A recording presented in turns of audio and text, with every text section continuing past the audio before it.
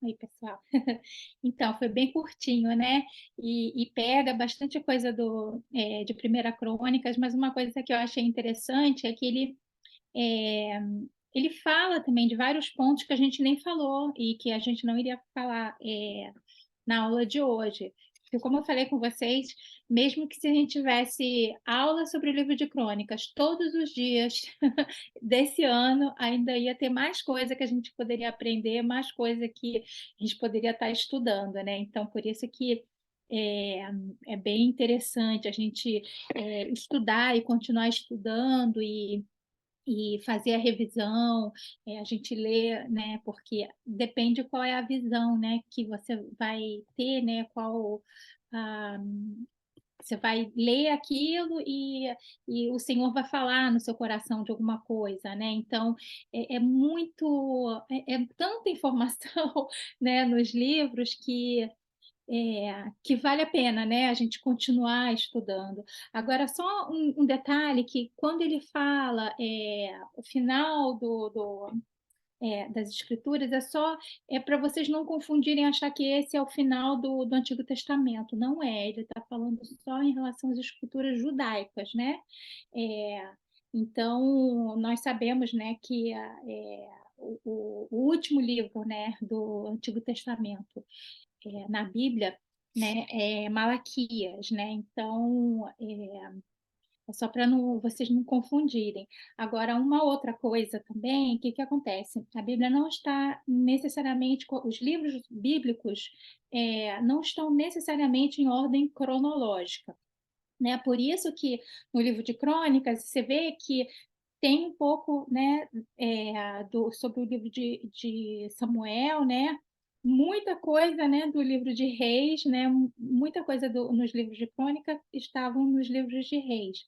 Eu não sei se vocês recordam que na nossa aula de Primeira Crônica, é, eu toquei nesse assunto, porque assim, apesar de ser sobre muitos serem sobre os mesmos fatos, o livro de Reis ele foi escrito antes do exílio, né? E o livro de Crônicas foi escrito depois do exílio, e esse exílio foram 400 anos. O livro de Reis foram escritos mais com a perspectiva profética, né, dos profetas, e o livro de Crônicas foram escritos mais com a perspectiva é, sacerdotal, porque se crê que foi um sacerdote que escreveu o livro de Crônicas, né? Então, por isso que o foco, né, é diferente, né? É, então, é só por isso. E uma outra coisa também, que o livro de Crônicas, né, que eu tinha comentado, ele é conhecido como o livro das coisas omissas, mas não quer dizer assim, o porquê, né, das coisas omissas. Não, não tem nada assim de errado, não. É só porque tinham coisas que não entraram no livro de Reis que eles resolveram, né, incluir, né? Mas é mais como eu falei, pela ótica, né? Como foi uma ótica mais sacerdotal, vai ter mais coisa sobre o templo, vai ter um outro foco, né? Então, e também, né, como ele falou, né, que teve coisas da vida de Davi que não foram colocadas, por quê? Porque ele é um livro que foi escrito muito tempo depois, né? E quando a gente quer, né, tipo assim, colocar alguma coisa histórica para as próximas gerações, o que que você faz, né? Você coloca só, né, os pontos bons, né? Tipo, se você tem seus filhos, né? Você vai ensinar para os seus filhos, você vai falar só as coisas, né, boas que os filhos mais velhos fizeram para que os menores, né, se espelhem, né, nisso, né? Então, como ele falou, é uma coisa assim mais voltada assim para aquela geração que estava depois do exílio, né, que estava realmente assim, agora vamos, a gente tem que fazer de uma forma que, né, dê tudo certo, né, que a gente saiba como andar.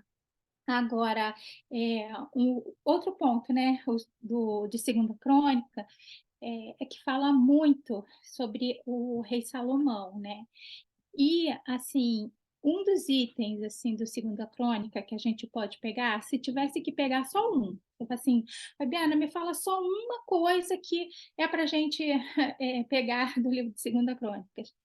Eu diria que, né, o final ele é mais importante do que o começo, né? Não adianta a gente começar muito bem e terminar ruim.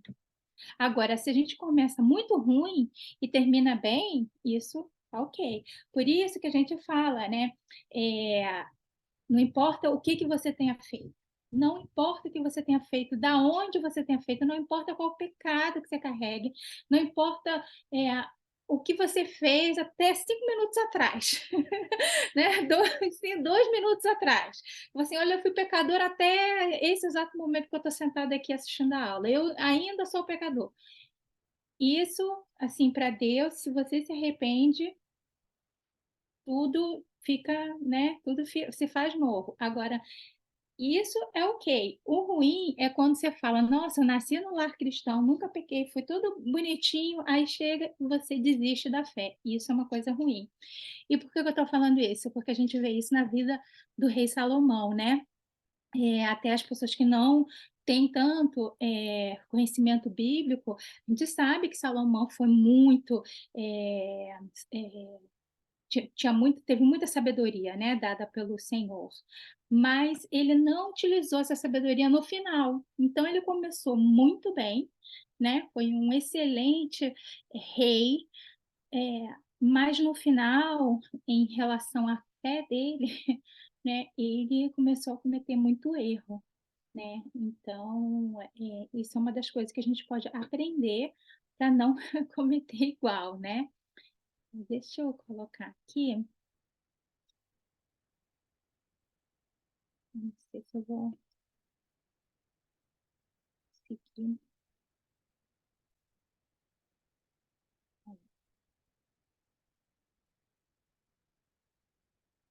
Gente, peraí.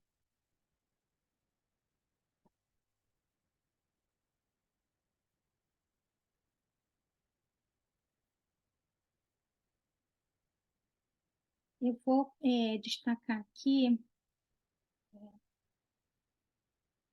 né, acho que eu já falei de algumas diferenças, né? Então eu vou pular essa parte, senão não vai dar tempo de a gente falar tudo. É, aqui tem algumas frases e mensagens chaves, né, do livro de Segunda Crônicas. E aqui fala que, ao ler este livro todo, uma frase que se destaca é buscar ao Senhor.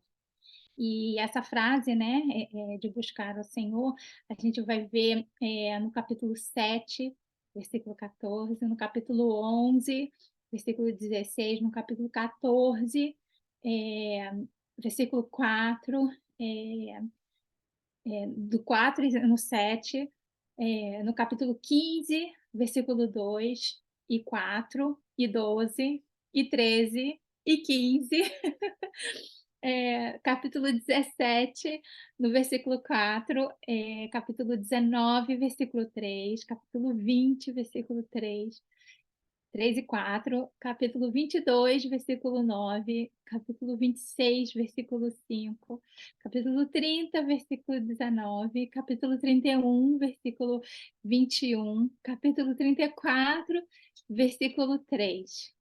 Então, a gente vê, né, quantas vezes não está tá falando, né, para a gente buscar ao Senhor.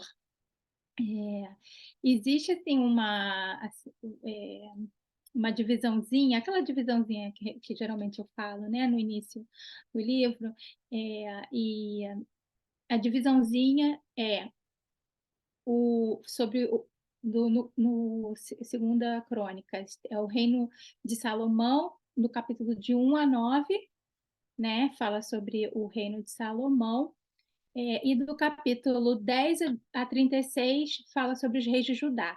Porque eu não sei se vocês se lembram também que uma das diferenças do livro de Crônicas para os livros de Reis é que no livro de Crônicas existe aquele foco no reino de Judá, né?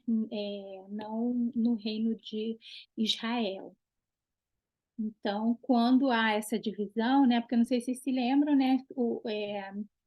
Assim que Salomão morre, né? Tem o filho dele que sobe, né, ao reinado, o Roboão, sendo que ele não fez o que era bom perante o Senhor. Ele aumentou impostos, ele fez várias coisas ruins, e aí com isso houve essa divisão dos reinos, né? Antigamente era um reino só, né? Salomão ele era rei, né, do povo, né, de Deus, e aí com a divisão do reinado foi dividido entre reinos do norte e reinos do sul, né, que a gente costuma falar que o o reinado de Judá e Israel, né? Então houve essa divisão. Então, no caso do livro de Crônicas, o foco, né, ao contrário do livro de Reis, que a gente viu falando sobre os reis de Judá e os reis de Israel, profetas de Judá, profetas de Israel, no livro de Crônicas o foco é no reino de Judá, né? A gente vai ver depois que passa a parte de Salomão, a gente vai ver mais sobre o reino de Judá. Agora, uma outra coisa também é que a gente falou sobre, né, eu falei se eu tivesse um pontozinho, né, qual que seria, né, que seria a perseverança, né, que é mais importante a gente perseverar na fé, e terminar, né, mantendo a fé, né, do que desistir no meio do caminho ou no final, né.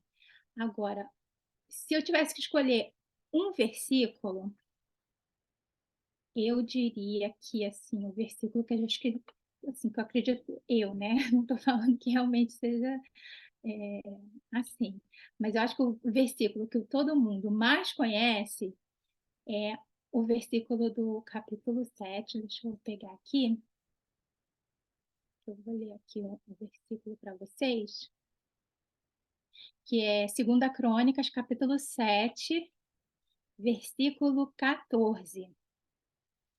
Se o meu povo, que se chama pelo meu nome, se humilhar e orar, buscar a minha face e se afastar de seus maus caminhos, dos céus o ouvirei, perdoarei o seu pecado e curarei a sua terra.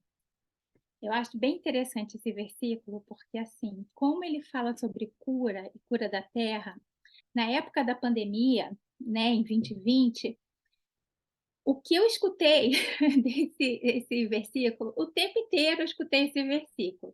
Mas o que que eu acho interessante, né, que algumas pessoas não entenderam o versículo e falavam: "Ah, a gente está nessa pandemia porque a sociedade está muito ruim, né, está cheia de pecado". E o versículo, a gente tem que entender o contexto, entender o que o Senhor está falando, né. E eu acho interessante, porque, assim, se a gente presta atenção no versículo, fala: "Se o meu povo, que se chama pelo meu nome, se humilhar e orar", né. O Senhor, ele chama a igreja para se humilhar e orar, né. Então, a gente tem que entender a importância nossa, nós como igreja. É a gente que se humilha e ora, não somente por nós, né, da igreja, mas por aqueles que ainda não conhecem ao Senhor. Porque quem não conhece o Senhor, como é que a gente espera que a pessoa se humilhe e ore a Deus, se a pessoa nem conhece o Senhor, né? Essa parte da humilhação e da gente voltar ao Senhor é a igreja, né? O Senhor, ele busca realmente que a gente, não somente a gente se arrependa dos nossos pecados pessoais, né, ou dos nossos familiares, ou da nossa família cristã, mas a gente também se arrependa dos pecados, né, das pessoas que não conhecem ao Senhor, né. Então, é muito interessante que, assim, não é que a gente deva, cobrar, né, é lógico que a gente tem que ensinar, né, tipo, se a gente vê um irmão que não está caminhando, né, de acordo com o que o Senhor queira, a gente tem que ensinar, né, é a nossa, a gente precisa alertar as pessoas, né, das boas novas de Cristo, né, da boa notícia que é Cristo, né. Mas o principal também é a gente estar, clamando ao Senhor, né. E esse versículozinho, ele é só uma, assim, uma pinceladinha, assim, né, que a que eu peguei aqui, né, porque é um versículo que geralmente a gente fala só um versículo, né, a gente costuma falar, mas é interessante a gente entender todo o contexto, né. Eu acho que eu tinha comentado na outra aula sobre, a oração, de Salomão, que quando Salomão termina, né, toda a construção do templo, né, porque o Davi não pôde construir o templo, lembra? Davi só arrecadou todo o material, porque Deus já tinha, declarado que as mãos de Davi estavam cheias de sangue devido às guerras, mas que quem iria, construir, né, seria Salomão. Quando termina toda essa construção, Salomão ele vai e, consagra, né, o templo, ele faz uma oração muito bonita que está no capítulo 6. Eu não vou ler, porque eu já vou ler o capítulo 7, senão vai ficar muito extenso. Mas eu acho, assim, eu queria falar para vocês que, se vocês nunca, leram, para vocês lerem, que é uma oração linda que Salomão faz. Mas aí eu vou ler aqui o capítulo 7, para a gente entender o contexto daquele versículo que eu acabei de ler, né, que fala, né, que a gente costuma, falar, né. Então, se vocês quiserem acompanhar comigo, 2 Crônicas, capítulo 7. Eu vou ler a partir do primeiro versículo, tá ok? E fala assim: assim que Salomão acabou de orar, desceu fogo do céu e consumiu o holocausto e os sacrifícios, e a glória do Senhor encheu o templo. Olha que lindo, gente. Eu fico imaginando isso acontecendo. Olha, os sacerdotes não conseguiram entrar no templo, porque a glória do Senhor o enchia. Quando todos os israelitas viram o fogo descendo e a glória do Senhor sobre o templo, ajoelharam-se no pavimento com o rosto em terra, adoraram e deram graças ao Senhor, dizendo: Ele é bom e seu amor dura para sempre. Então o rei e todo Israel ofereceram sacrifícios ao Senhor. O rei Salomão ofereceu em sacrifício 22.120 ovelhas. Assim, o rei e todo o povo fizeram a dedicação do templo de Deus. Os sacerdotes tomaram seus lugares, bem como os levitas, com os instrumentos musicais do Senhor, feito pelo rei Davi para louvar o Senhor, cantando: O seu amor dura para sempre. No outro lado, de frente para os levitas, os sacerdotes tocavam suas cornetas. Todo o povo estava em pé. Salomão consagrou a parte central do pátio que ficava em frente do templo do Senhor, e ali ofereceu holocaustos e a gordura das ofertas de comunhão, pois o altar de bronze que Salomão tinha construído não comportava os holocaustos, as ofertas de cereal e a porção de gordura. Durante 7 dias, Salomão, com todo Israel, celebrou a festa. Então, gente, imagina assim, se vocês já ficaram assim foram na igreja e passaram assim 3 horas, aí fala: "Nossa, já deu a hora aqui, né, já vamos terminar, ainda continua aqui a pregação". Foram aqui 7 dias, uma pregação de 7 dias. Imagina aqui. Todo Israel celebrou em festa, era uma grande multidão, gente vinda desde Lebo-Ramate até o ribeiro do Egito. No 8º dia, realizaram uma assembleia solene, levaram 7 dias para a dedicação do altar, e a festa se prolongou por mais 7 dias. Olha só, gente! No 23º dia do 7º mês, o rei mandou o povo para suas casas. O rei já falou: gente, tem que ir para casa. Esse negócio de ficar o tempo todo na igreja já não dá mais, vai para casa. E todos se foram, jubilosos, de coração alegre, pelas coisas boas que o Senhor havia feito por Davi e Salomão e por Israel e seu povo. Quando Salomão acabou de construir o templo do Senhor e o palácio real, executando bem tudo o que pretendia realizar no templo do Senhor e em seu próprio palácio, o Senhor lhe apareceu de noite e disse: ouvi sua oração e escolhi este lugar para mim como templo para sacrifícios.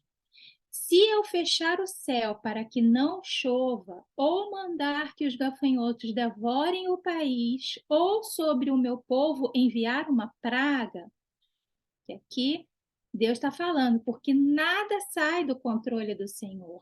Não existe o diabo fechou, não mandou chuva. O diabo mandou praga. Não existe isso, né? Nada sai do controle do Senhor. Então, até mesmo uma praga, né, vem do Senhor. O Senhor decide, né? E ele falou aqui, ó, se eu fechar o céu para que não chova, ou mandar que os gafanhotos devorem o país, ou sobre o meu povo enviar uma praga, aí vem o versículo: se o meu povo, que se chama pelo meu nome, se humilhar e orar, buscar a minha face e se afastar dos seus maus caminhos, dos céus o ouvirei, perdoarei o seu pecado e curarei a sua terra. Aí ele continua, tá, gente? É o Senhor falando. De hoje em diante, os meus olhos estarão abertos e os meus ouvidos atentos às orações feitas neste lugar. Escolhi e consagrei este templo para que o meu nome esteja nele para sempre. Meus olhos e meu coração nele sempre estarão. E se você andar segundo a minha vontade, como fez o seu pai Davi, e fizer tudo o que eu ordeno a você, obedecendo aos meus decretos e às minhas leis, firmarei o seu trono, conforme a aliança que fiz com Davi, seu pai, quando eu lhe disse: você nunca deixará de ter um descendente para governar Israel. Mas se você, se vocês se afastarem de mim e abandonarem os decretos e os mandamentos que dei a vocês e prestarem culto a outros deuses e adorá-los, desarraigarei Israel da minha terra, que dei a vocês, e lançarei para longe da minha presença. Este templo que consagrei ao meu nome, farei com que ele se torne objeto de zombarias entre todos os povos. E todos os que passarem por esse templo agora imponente ficarão espantados e perguntarão: por que o Senhor fez uma coisa dessas a esta terra e a este templo? E a resposta será: porque abandonaram o Senhor, o Deus dos seus antepassados, que os tirou do Egito, e se apegaram a outros deuses, adorando-os e prestando-lhes culto. Por isso ele trouxe sobre eles toda essa desgraça. Então, você vê aqui, né, o capítulo 7 fala tudo. Não somente, assim, Deus, ele fala assim: eu escutei, eu vou fazer, eu serei com vocês. Se vocês pecarem, vai acontecer isso, isso e aquilo, eu ainda vou dar até para vocês a resposta quando alguém perguntar por que motivo que as consequências caíram sobre o povo. O Senhor deu até a resposta, gente. Né? E assim, o que é interessante, né? Lembra que o pastor André, ele até comentou que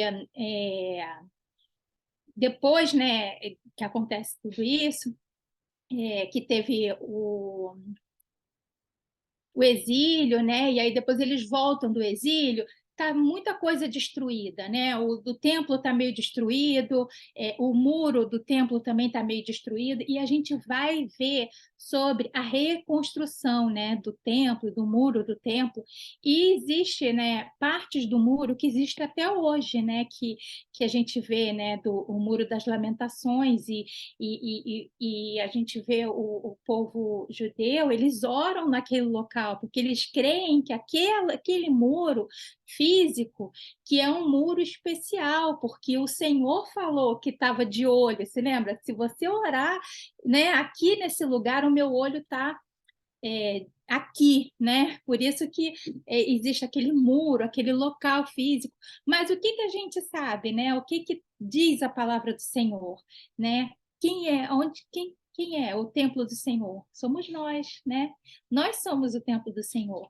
Então, quando o Senhor está falando aqui, eu vou estar de olho, né? Aonde este templo, né, que você fizer oração, eu estarei lá, eu escutarei. Ele fala isso para nós, né? Ele está de olho em nós. Ele está essa promessa aqui que o Senhor está falando, ele está falando para a gente, né? Então, qual é a importância, né? O que a gente precisa aprender, receber, né? É que ele está falando, mas a gente precisa andar nos caminhos dele, né? Por quê? Porque é bom para ele? Não, porque é bom para nós, né? Isso vai ser uma coisa boa para a gente, né? Porque assim, o Senhor, ele trabalha com o livre-arbítrio, né? Então a gente precisa, né, escolher, né? A gente tem que escolher ou andar ou não andar. O ideal é a gente escolher andar no caminho, nos caminhos do Senhor. E a gente vê, né? Tipo, aqui eu só li o capítulo 7. Se vocês leem o capítulo 6, é a coisa mais linda a oração de Salomão. Mas o que a gente vai ver no final? Né? No final, Salomão casou com um monte de mulher, teve trocentas concubinas, e não somente isso, eram mulheres, lógico, não somente isso não, porque ele, né, teve mais do que uma mulher, um monte de concubina, eram mulheres que não eram nem eram de outras nacionalidades e que criam em outros deuses. E aí Salomão começou a crer em outras coisas, né? E construiu templos para esses outros deuses. Ele se afastou da fé, né? Completamente, né? Então ele recebeu uma consequência. Aí você vai falar, o que aconteceu? Ele perdeu dinheiro? Não, né? Não perdeu dinheiro. Perdeu o reinado? Não. Continuou rei, mas o que adianta um reinado? O que adianta dinheiro quando perde a fé? Né? E a gente vai ver no livro de Eclesiastes essa angústia no coração dele, né? Esse vazio que ele vai ver que dinheiro não é nada, né? Que ter muitas mulheres não é nada, que ter tudo que o dinheiro pode comprar, né? A fama, tudo que isso não é nada. Né? Essa angústia que ele sente é a falta do Senhor, né? Porque ele começou a se desviar. Né? Então, é uma das coisas assim mais importantes, né, do livro de Segunda Crônicas. Por isso que, né, você vê, eu mostrei, né, aquela frase que repete, né, buscai ao Senhor, buscai ao Senhor. Porque não é assim, o Senhor é uma coisa constante. A busca ao Senhor é constante. Né, é uma coisa que a gente precisa fazer constantemente. Por que a gente precisa fazer constantemente? Porque o Senhor, ele obriga a gente, ele quer receber? Não, é porque o nosso coração, né, ele é um coração que é voltado para o mal. Se a gente não está buscando ao Senhor, a gente está buscando coisas fora do Senhor, né? Então, coisas erradas. Então, quando a gente para de buscar o Senhor, automaticamente a gente vai buscar coisa errada. Não existe em cima do muro, sabe? A pessoa está em cima do muro, não está nem lá, não existe isso, né? Só existe duas direções. Ou você está indo em direção ao Senhor, ou você está andando se afastando do Senhor. Não existe a pessoa parada na fé. Eu estou parada na fé. Não. Ou você está indo em direção ao Senhor, ou você está indo fora, né? Longe do Senhor. Então, por isso que essa busca tem que ser constante, né? Como eu falei com vocês, a gente está falando de pessoas que tiveram experiências. Imagina a experiência que Salomão teve, que a glória do Senhor ser tangível, era físico, gente, era físico, não era uma coisa assim, um sentimento, uma impressão, não. A gente acabou de ler, os sacerdotes não puderam entrar porque fisicamente não conseguiam entrar aonde a glória do Senhor estava. Então, eles realmente tiveram grandes experiências do Senhor. Vamos falar de Salomão especificamente, porque na Bíblia a gente só sabe especificamente Salomão. Ele teve uma experiência específica, sim, grandes coisas, né? O Senhor falou com ele várias vezes, ele teve várias experiências, não somente com isso, mas em relação à sabedoria. Se lembra que ele orou, né? E pediu sabedoria e o Senhor deu. Então ele teve várias experiências, mas isso não significa que a pessoa está ok. Então você fala, não, mas eu já estou há anos, né? Eu conheço o Senhor, tive várias experiências, né? Eu já estou há anos na igreja, não quer dizer nada, né? Salomão ele nasceu né? Seria considerado o dia de hoje, seria como a pessoa falasse, eu nasci em berço cristão, né? Que as pessoas costumam falar, né? Nasci em berço, né? Ele nasceu né, com o pai, né, que era fiel ao Senhor, mas a gente tem que continuar na nossa fé, né? Isso, assim, é a coisa mais importante. Deixa eu ver aqui.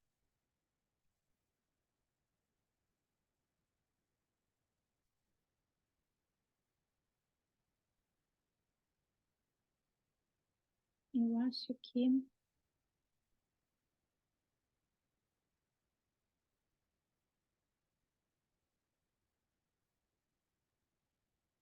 é.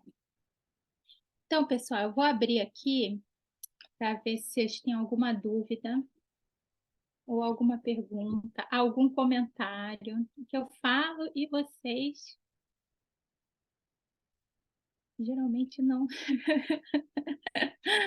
perguntam. Eu quero saber se vocês têm algum